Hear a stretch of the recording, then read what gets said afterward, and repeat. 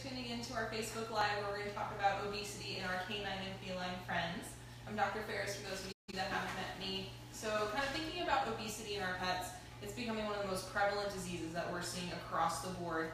Estimates of about 60 to 75% of our animals in America are now obese. So kind of talking to you guys today about what to look out for, what risk factors are associated with obesity, and then finally what can we do about it to help prevent it from becoming a problem in our pets that we love so much. So kind of starting off with, how do we know if our pet's obese? Well, one, coming into your veterinarian every 6 months for wellness exams for us to monitor weight and body condition score is really important for us to see what's going on. When people say, how much should my dog or cat weigh, it's not necessarily a specific number, more as a specific shape. So we have our handy-dandy body condition scoring system here, where we want our ideal dog to be at a 4 out of 5 out of a 9-point scale. So at a 4 or 5, we can easily feel their ribs. There's minimal fat covering. There's a waist noted from the top that we can see kind of tucking in here. And then, as we kind of get down this road, we see most of the dogs that we see now are about at a 7. And so our ideal conditioned dogs are sometimes told that they're too skinny when realistically that's the ideal that they should be. And we not just have it for our canine friends, but also for our kitty friends too here, with the same being a 4 to 5 being ideal. We want them well proportioned. We want them to have a waist behind the ribs here with a minimal fat patter. I like to call the fat pooch that we know where our cats like to store their extra kibble. We want that to be really minimal. When we get cats looking up at this 7 or 9 category here, that can be tough for them to get around. It's hard for them to groom themselves. They can get skin issues, joint issues. Same for our dogs too. The extra fat tissue acts as a hormone pumping out to cause increased inflammation. So when we think of conditions like diabetes and osteoarthritis and cancer and things like that, those very inflammatory conditions, fat's only exacerbating that. So when we have more fat, that makes other diseases more likely to happen too, because the body's in a pro-inflammatory state with that. So an important part of our wellness exams every 6 months when we're checking out the animals to make sure that we don't have any other diseases going on. And there's also reasons that our dogs can be overweight because of diseases such as thyroid, Cushing's or hyperadrenocorticism, or other diseases like that. So it's really important for that annual blood work for us to check those values to see, where our electrolytes at, where our liver values, and where our different digestive enzymes going on with all of that to make sure that things are healthy across the board to determine what's the cause of our obesity. Is it just a discrepancy between calories in versus calories out, or is there a disease process underlying that? So there's a lot that goes into it. Increased obesity issues affects their dogs and cats' ability to move around. Same with humans. When we have more pounds that we're carrying around, the harder it is to move around, especially if we already have other joint diseases, whether that be hip dysplasia, previously torn cruciate ligaments, which are super common in our dogs. And for them to go under surgery for that, it's ideal for them to have that lean proportion body mass to have them have the best success with surgery. So essentially, it's in all the dog's best interest for them to be at that ideal body condition, and for the cats too. Kind of the whole an ounce of prevention's worth a pound of cure kind of thing. It's easier for us to keep that weight off than to try and get the weight loss once we've kind of already had that weight gain on that. So body condition scoring system is very important for our animals. It's not necessarily about a specific weight number, more so our specific shape, and your veterinarian can help you out with that whenever you guys come to see us next. So once we know we have an obese animal, kind of what do we do about it from there? So, going back to the whole calories in versus calories out, just like with humans, monitoring diet's a big part of that, and making sure that we know how much calories are going in. So the big part of that being the diet that they're eating.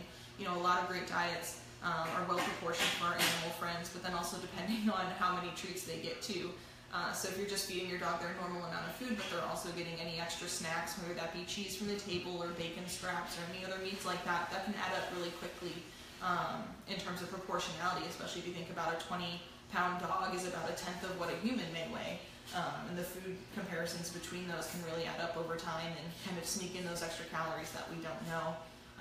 If snacks are a big part of your pet's life, I really recommend trying vegetables instead, like a green bean or a carrot. If we treat them like treats, the dogs really love it, and it's less calorically dense for them, thus preventing our additional weight gain that we want, and even promote weight loss with that. Another big component of our treatment is obviously then having a better diet going into the dog. For our obese kids, we really love our OM diets here that are specifically formulated to promote weight loss.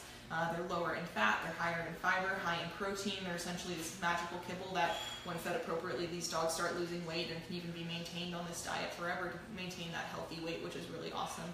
I really hope that there is an equivalent for humans, but unfortunately they haven't figured that out yet.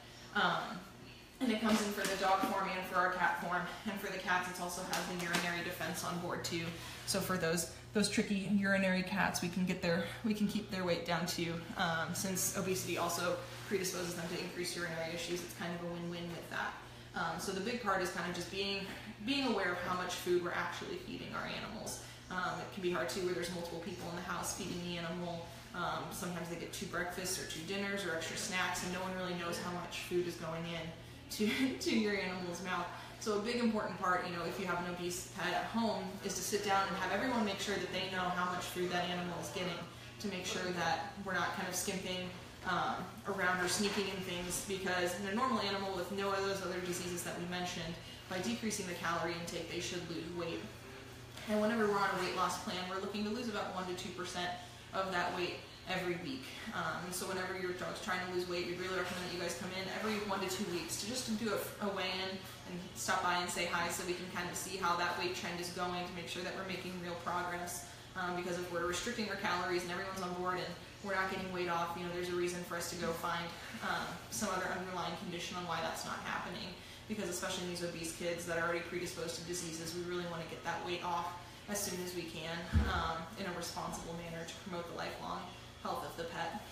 They recently came out with a study that for dogs that compared to an ideal body condition versus an increased or obese body condition, that they ended up living about 2 years longer. So when we're really promoting weight loss in our pets, we want to do it because not only to maximize their health, but also their time with us, because we know that we love them so much and we want them around for as long with that. Our final exciting part is, because we love nutrition here, our friends at Purina created a new program called Vet Direct. So all the products that we carry here in our clinic, all of the ProPran lines and all of the veterinary diets, you're able to order online and have auto ship from your house, so you don't have to go carry those big heavy bags and anything. And they also have Fortiflora for cats and dogs on there too. So for all of those kids out on Fortiflora, you don't have to keep swinging by here to come grab a box. You can just order it online and have it shipped to your house. All you need to do is to go to the ProPlanVetDirect.com, and for Bentley Animal Hospital, this is our clinic code right here. And then complete the registration form and start shopping. Any of the veterinary diets, they'll send us an email to be approved for us to make sure that the right pets are getting the right food, and then start that auto ship and get it sent to your house, so you don't have to keep lugging those bags of food around, and we'll get great nutrition into all of our pets to keep them those happy, healthy weights for as long as we can. I hope that this was informative and you guys learned a lot, and we're happy to answer any questions that you have.